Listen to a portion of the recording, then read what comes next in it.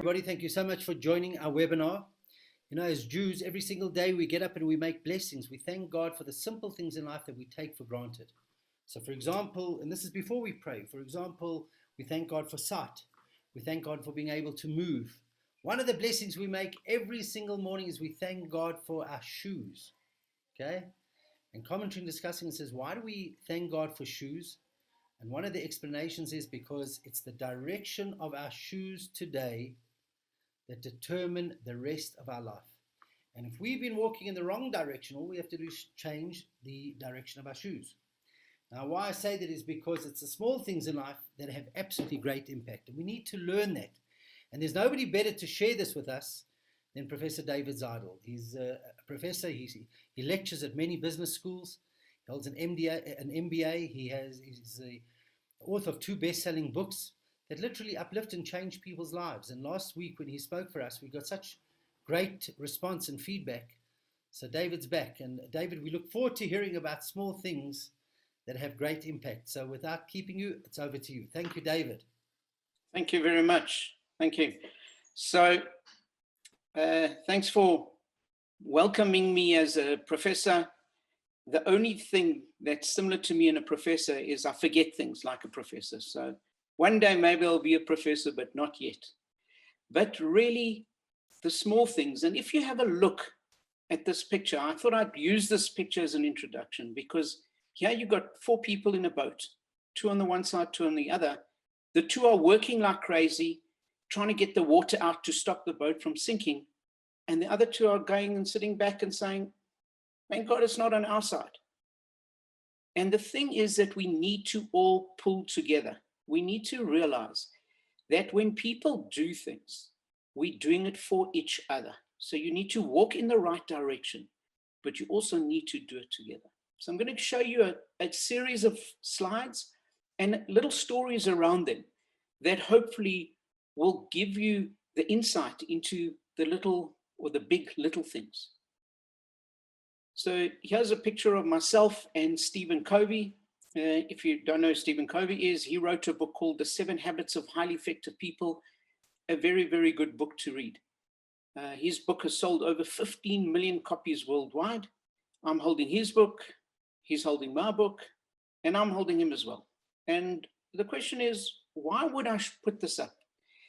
Well, he's got 7 habits, but he talks about a number of things that I want to share with you. And the one thing he says, this is how we learn. If you pick up a book and you read it, just reading the book, even if you understand everything that you've read, you've only got 10% of the knowledge. It's not reading it that gives you the knowledge. It's using the information. So we talk about data and information. And data is just all that data. It's true knowledge when you use it. And how do you use it? You hear other people, how they've used it. You watch them, you see how they do it. You discuss it, and then you experience it. You know, often talking to people, and I hear some people tell me they don't know how to swim. And to illustrate this, if I gave you a book, How to Swim, and you understood everything that you've read about swimming, I'm sure you still won't have the confidence just to dive into the swimming pool in the deep end, because you need that experience. And experience is something we've got immediately after we needed it. So the way you get experience is by doing it. And anything that you learn, anything that you study, you've got to apply it. And it's by applying it, that's how the learning takes place. So when I met Stephen Covey, I gave him my book, he gave me his book, and he wrote this to me. And he wrote this, and it says, David, thanks for your book. And I couldn't read the rest. And I kind of left it. I forgot about it. And then one day, my mom-in-law lives in Cape Town, came to visit, and she was going through the bookcase, and she picked up the book, and she saw this, and she said, David, what does this mean? I said, I don't know. She wouldn't accept that answer. She wrote to Stephen Covey's office and said, this is in my son-in-law's book. What did you write here? And behold, we got an answer back. And this was the answer. David, thanks for your book. You're a trim tab. So my mom-in-law said to me, No. So what is a trim tab? And I had no idea. So you know what she did? She wrote back to his officers. And we got this answer. A trim tab, it's the small rudder that moves the big rudder, that moves the entire ship. And I think they were trying to sell the next book of his, The 8 Habits. They were talking about this on page 32 of his new book. But listen to this. It's the small rudder that moves the big rudder, that moves the entire ship. So how does this work? So there's actually so much water pressure that if you move the wheel, it wouldn't turn anything. But by moving it, you move the small rudder, and then the small rudder moves the big rudder. And then the big rudder moves the whole ship around. And for me, this is an unbelievable analogy of how it's the small things eventually have the great impact. And we often want to have a great impact or do great things. But doing great things is just doing a whole lot of little things as we're going along. So we often talk, are you a small cog in the wheel? And we often think we can't have a massive impact. But it's the combination of all these little things that has the big impact in the end. And sometimes we try to do things and it doesn't go right. So this next quote I think is great, and it's one of my favorite quotes. It says, you don't drown by falling in the water. You drown by not swimming once you've fallen in the water. We are all going to fall in the water at some stage. It's not the falling that determines how we end up. It's the swimming. So you've got to tell yourself that even if you're doing little things, it can have a big impact. You've got to remind yourself that even if you fall in the water, even if you do things and it's not working, it's okay. Just carry on swimming, and then you'll learn. And in terms of business, we look at this, and a businessman will buy a watermelon and sell a watermelon. So he might buy it for €1 and sell it for €1.50. And it's kind of, why would he sell it? How can he sell it for €1.50 when he bought it for €1? And the answer is he's adding value. You've got to add some value. And in terms of this, maybe the value is that he's bringing a whole lot of watermelons to one place. So somebody who wants a watermelon doesn't have to travel somewhere to go and buy their watermelon. Maybe he's slicing it so that somebody can then only buy what they need. They don't have to buy the whole watermelon. And the question is, if this is what a businessman does, what does an entrepreneur do? How can an entrepreneur do this differently?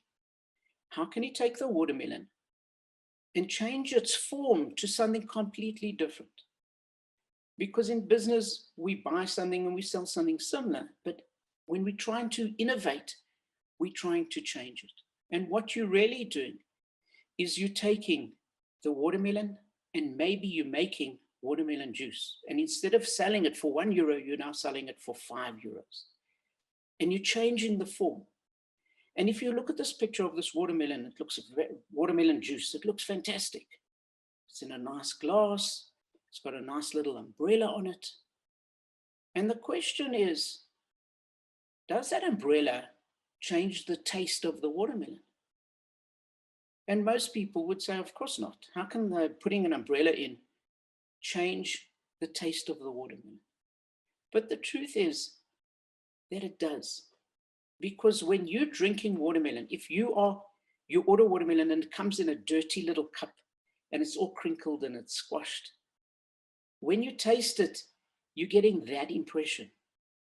If somebody gives you something and serves you and makes you feel like a king when you're getting it, that makes you feel better. And in fact, when you feel better, it actually tastes better.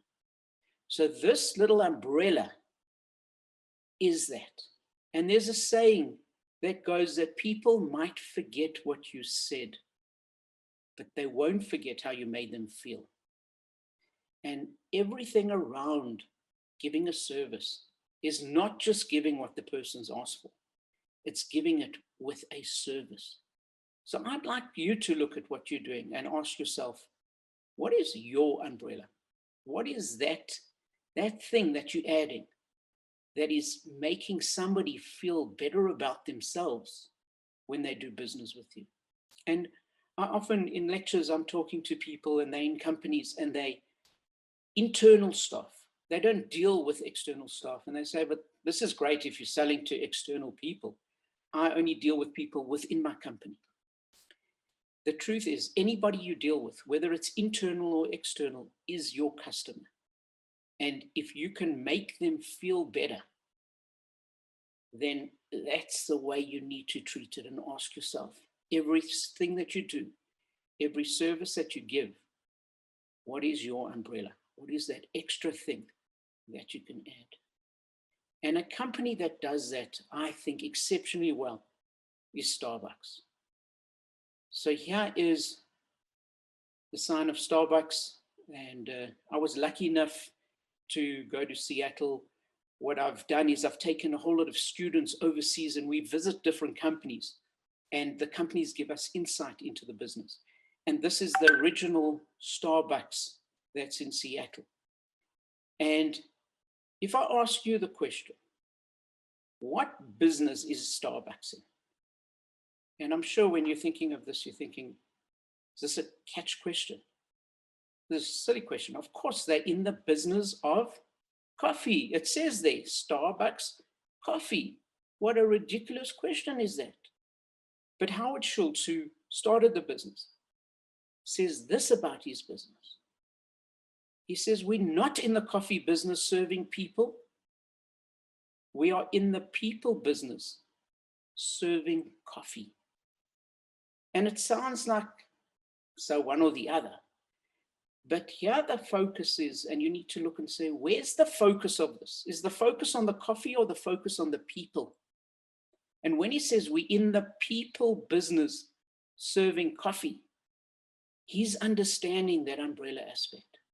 And when you know what you're serving and who you're serving, you will do it differently. If you think your business is coffee, your focus is on the coffee. If you think your business is people, then your business is the people. And when I was there, somebody told me this story, which I find astounding. So when you go and you order coffee at a Starbucks, the big thing is they write your name on the cup. And then when you go, you wait, and then they serve you, and then all of a sudden you hear them call out your name. It's like, David, your coffee's ready. And you go up and you feel better when you use somebody's name. Their name is them. And so it does make a difference. And they told me the story that in one of their coffee shops, somebody came in and I don't know what the name was, but let's call it Jim. And they wrote the name Jim, and the lady serving him saw that Jim really didn't look happy. He looked sad. And because she's in the people business, she wrote a little saying there, like, look up, the sun is shining. And Jim went and got his coffee. And the next day, Jim came back and she saw him again and he still looked sad. And then she thought of another saying and wrote it. So Jim came every day and people, they started thinking, what can we say? And they actually went and Googled different sayings and they waited for Jim to come in and they wrote it. And it happened and it went on for 6 weeks. Every day Jim would come in, didn't look that happy, but they wrote the same. And then one day Jim didn't come back. And the next day he didn't come back. And eventually they kind of thought, wonder what's happened to Jim. And amongst themselves, they said they know where he went and they kind of followed and they asked questions. And eventually they came on a door and they knocked on the door. And a young girl opened and they said, sorry, we're looking for Jim. And the woman said, I'm Jim's daughter. And they said, we're from Starbucks down the road. And she said, please come inside. And she told them that Jim was dying of cancer. And he would go in, and that's why he looked so sad. And she said, please come into the lounge. And they walked into the lounge, and there was a bookcase. But there were no books on the bookcase. There were coffee cups. There were cups with all the sayings that they'd written all along this. I'm getting emotional just telling the story. I didn't even know who Jim was.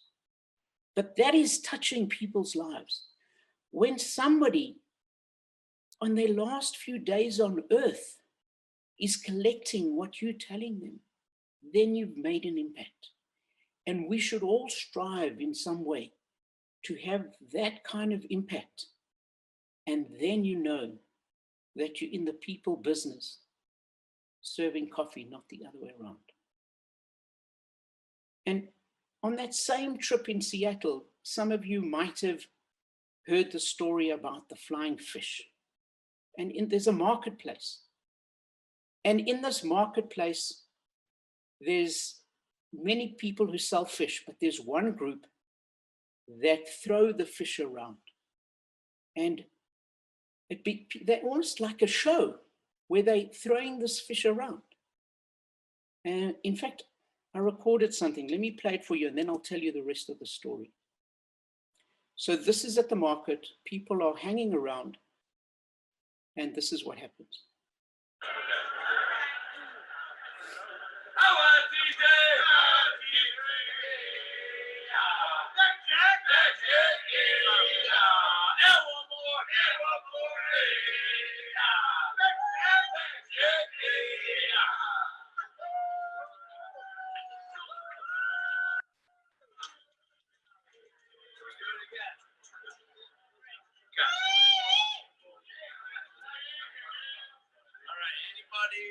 Out here in need of customer service. Guys, we back for airline travel and we ship anywhere in the U.S. You live in Ohio, you can eat fresh seafood. So Ryan, what makes this? What business lesson can you tell us? What makes a good job or good role? What makes it enjoyable? Why we are world famous is not because we throw fish; it's because we hang out with people. We try to make people's days. In turn, we sell lots of fish. So it's really about like who we're being and like be interested, not interesting. It's kind of like the idea. And then teamwork. There's a big amount of like respond and acknowledge. Everybody yells it out. It's how we flow. It's how we work. It's how, like you got to know it's being thrown at you, right? You can't just randomly throw stuff at people without them like knowing what it is. So yeah, just start communication, and then just like we come in and we have a morning huddle at the beginning of every morning and every night, just to kind of like get here in the morning. If you got something on your chest, you gotta get up, so then you can be here, be present, right? Because otherwise, people always have these conversations going in their head. And you can acknowledge that conversation and be like, "Cool, I'm not gonna let you run me today. I'm not gonna be in a bad mood because of that." Yes, I'm never in a bad mood. But yeah, some people need that in the morning. I think it's good. And then at the end of the night, we have an evening huddle, and that is how we do. Do we make our goal today? Like we set a goal and an intention for the morning. And then at the end of the day, we check in and see if we were full of it or if we were doing it or what we do. So yeah, it's, I've been here like 3 years, and some of these guys have been here 20 to 30 years. Wow. So it's like, it's really like a lot of history too. Yeah. These guys know everybody down here. It's nuts. Like I know quite a few people worked here 3 years, but the whole market's like a small family in its own way, which is Right. Thank you. Yeah. Awesome. Thank you. Yeah, have fun, eat lots, drink lots. There's a lot of fun to be having. Right. Awesome. Thank you. So isn't that amazing? So there you've got a guy, and I'm going to pull up some of the stuff that he said. But there you've got a guy who's just selling fish. That's all he does. But listen to the insight. Listen to how he understands people. If you missed it, this is what he said. We try to make people's day. In turn, we sell lots of fish. He's not trying to sell you fish. He's trying to make your day. Be interested, not interesting. The focus needs to be on the person that you're serving. Teamwork. They throw the fish around. You're going to get hit by a flying fish if you don't respond, acknowledge. And then they even have a group huddle every morning, every night. In the morning, they set the goal for the day. At night, they assess as if they've achieved their goal. Be here, be present. The way to live, you can't live in the past, you can't live in the future. You can live in today. And that's what he's teaching you. And this is not a CEO of some company. This is a fishmonger. But the insight is unbelievable. And you know, there's that saying, who is wise? He who learns from everybody. And so we can learn from everybody. And I'm sure you've heard the story of the lobster. Rabbi Tversky tells the story of a lobster. And the story of the lobster is that the lobster grows and grows and grows, but the shell doesn't. And eventually it gets sore and it's painful. And the only way it can get rid of the pain is it gets rid of its shell and then grows another shell. But it expands and it grows. And the only way it grows is, or knows that it's growing, is through the pain. And so the stimulus for the lobster to grow is that it feels uncomfortable. And in times of stress, like we're going through now, we're uncomfortable, but this is the exact time and the opportunity to grow. And if you use adversity properly, you grow through adversity. You only grow through the pain. So what we're looking at is you can sit in the little red circle, which is your comfort zone. If you want to grow, you've got to move further out. You've got to go what we call the fear zone.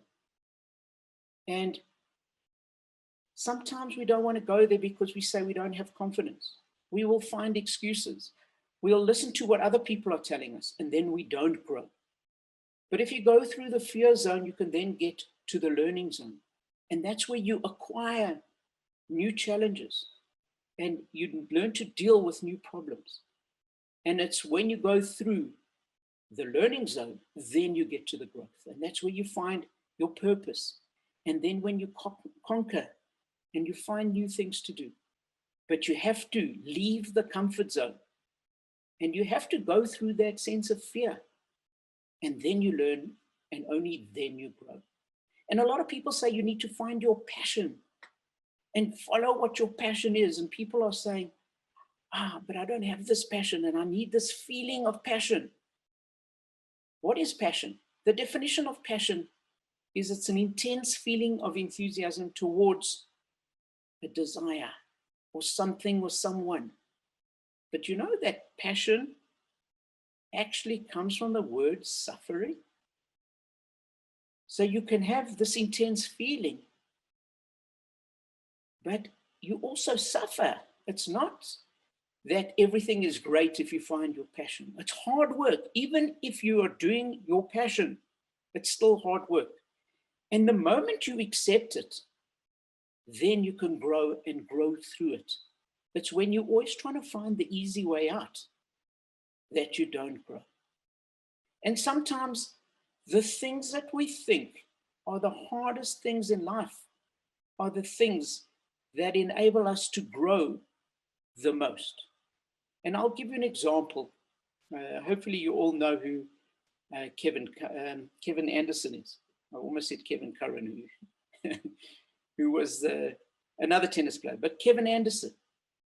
Do you remember a few years ago, he was playing in Wimbledon. It was the semi-final of Wimbledon.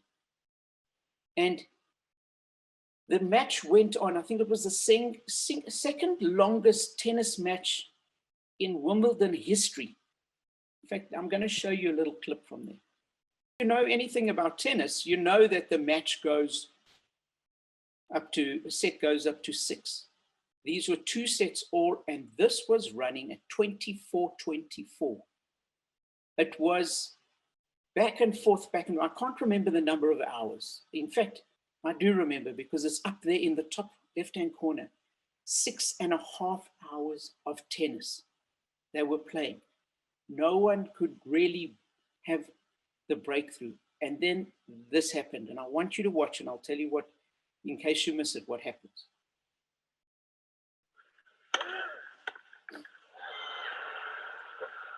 Lefty. Left hand. It's in. It's in.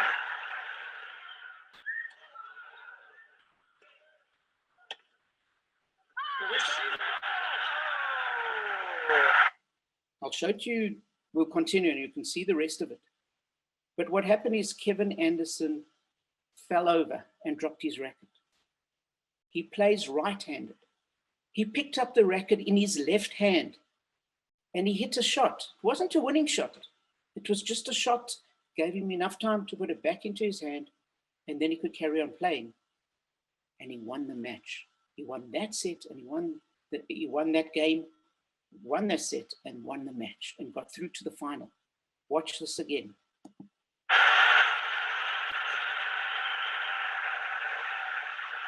on.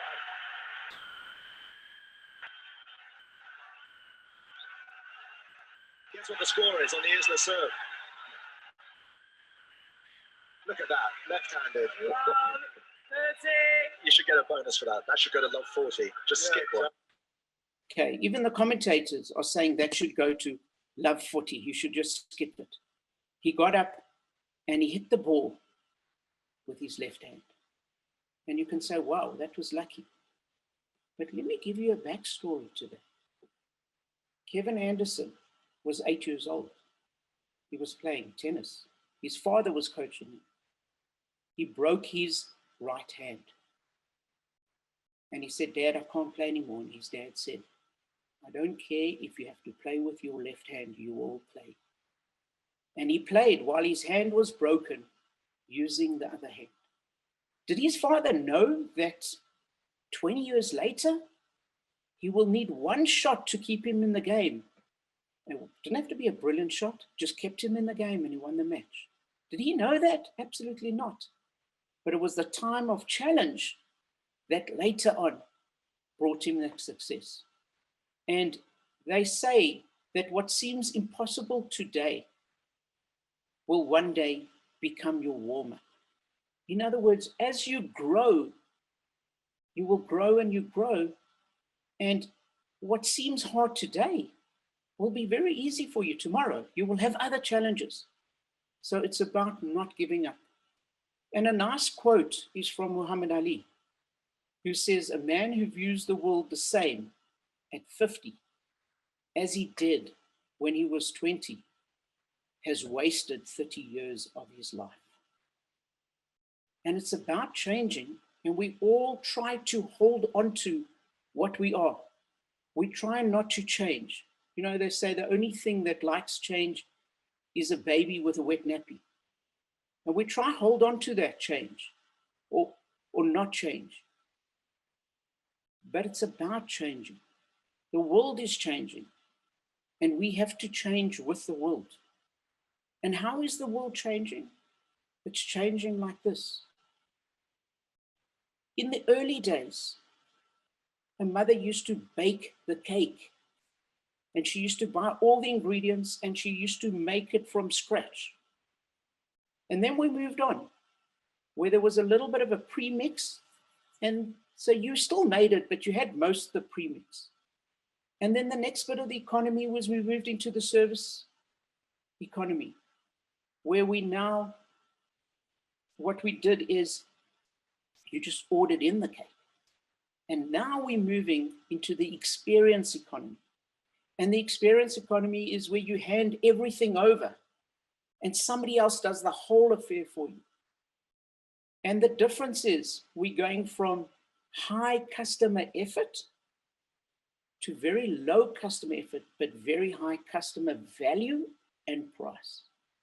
And it's going back to those things. And I want to ask you to ask yourself, what value are you giving to your customer? How is your value that you're giving different from anybody else giving the value? And if it's not, how could you give that value?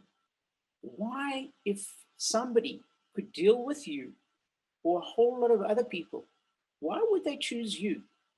What is it about you that makes it better? Just remember, people will deal with somebody who makes them feel better. They'll forget maybe what you said, but they won't forget that feeling. So what I want to do with this is, if you have, open it up to questions. if you want to add to this, I'm open to any questions. In fact, before we go to the questions, I'm going to try something very different. A little bit of a challenge, but let's try this. I want you to look at your screen, and there's a picture of a lady with 3 dots. It's a negative picture. I want you to focus on this picture for 30 seconds. Try and blink as little as possible. So look at it, and I'll tell you, so you can start looking now, and I will tell you when to look away. So look, focus on those dots. Try and not blink, you can, but try not to. So try to keep your eyes open.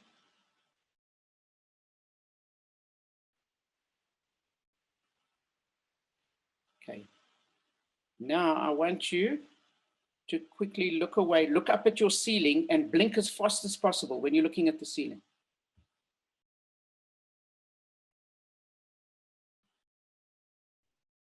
And hopefully you're astounded that this lady is on your ceiling, and it's not a black and white picture, it's a color picture.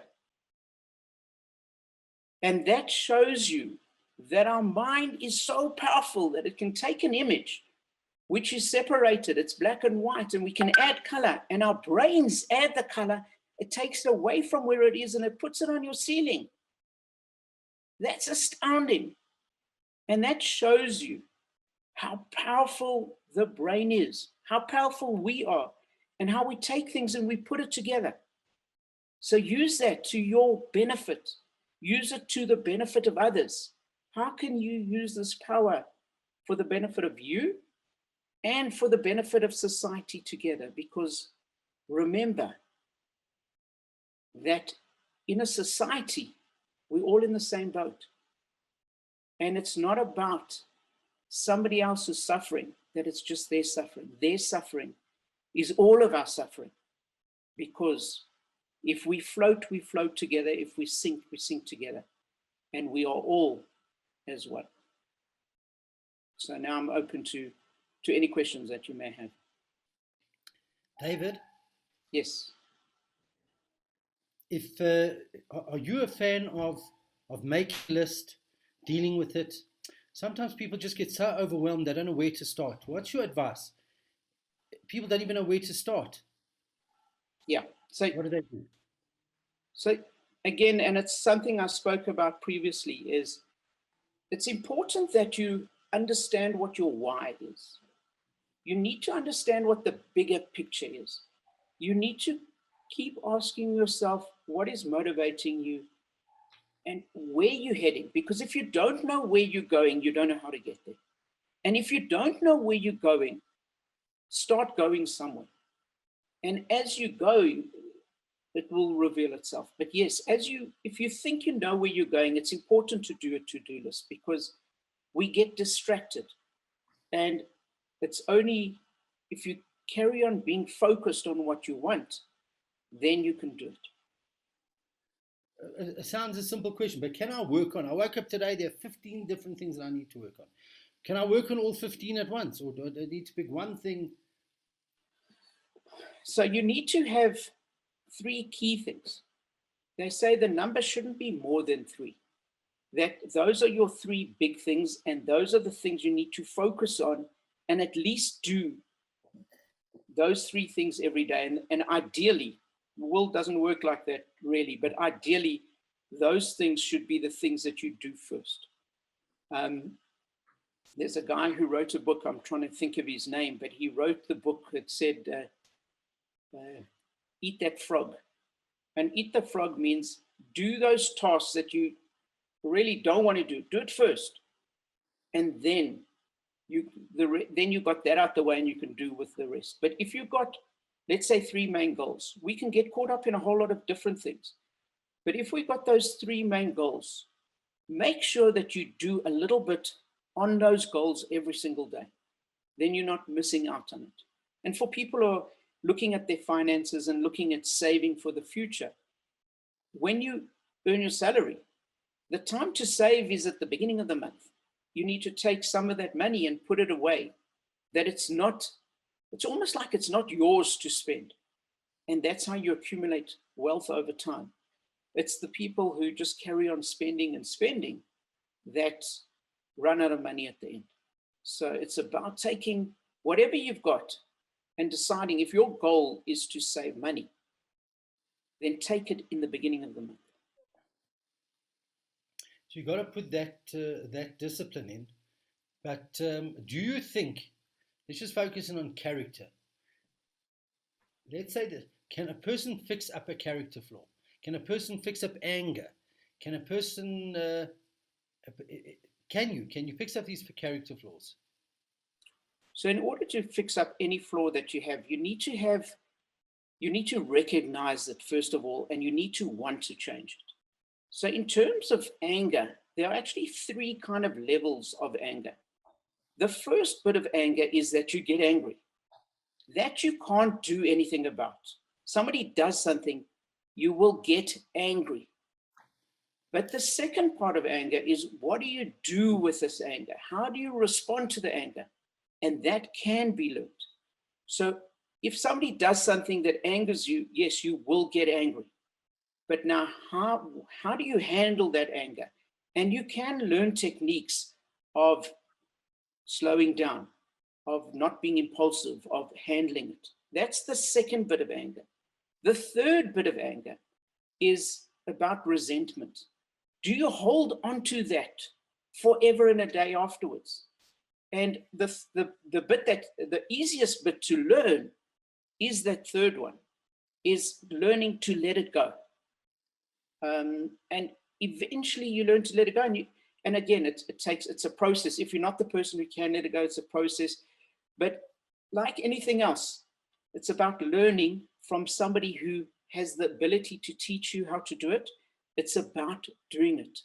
You can read books about it, but you got to now starting to practice those things. So the three bits of anger, the easiest is the end one.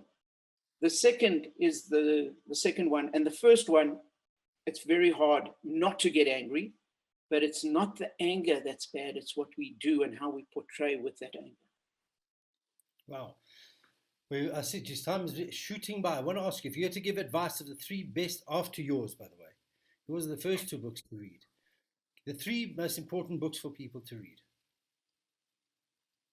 That's a good one. So I would definitely say Man's Search for Meaning, Viktor Frankl. It just gives you insight. And there's somebody who took a horrific situation and he interpreted it differently. And he got meaning from something that is almost meaningless. So for anyone who's not aware of what the book's about, it's somebody, Viktor Frankl, who grew up in the concentration camp. And he found meaning within unbearable suffering. So if you can't find meaning in anything you're doing, think of this guy. And it's so that would be definitely the book number one, without a doubt. Other books would be maybe one I read recently, which is The Choice. Again, also related, also somebody who took unbelievable situation and in fact became friendly with Viktor Frankl and went through the same experience. Another book, let me come back to you on another book. It's I think those two are the ones that stand out the most for me. Beautiful. Some listen. Jewish law is so, or you're so in line with the Jewish philosophy. The truth of the matter in Jewish thinking is you can fix up anything, even to the degree that you can change your mind, that you don't even get angry, because if everything comes from God, well, then ultimately it's good for you. But your thinking is so in line, because the truth of the matter is a person is born and we're here to transform our lives and become the people that we could become. And life is not a rehearsal. The quicker we get to it, the quicker we start dealing with it, the quicker we start realizing that small things have a great impact and we can change our lives completely, the more successful we become. So I want one closing remark from you, and then we're all going to start. We're going to wake up tomorrow different. So I want to pick up, and my closing remark will be on what you said. It's the small things. We always look at problems. We always look at things and we think, I've got to do something huge.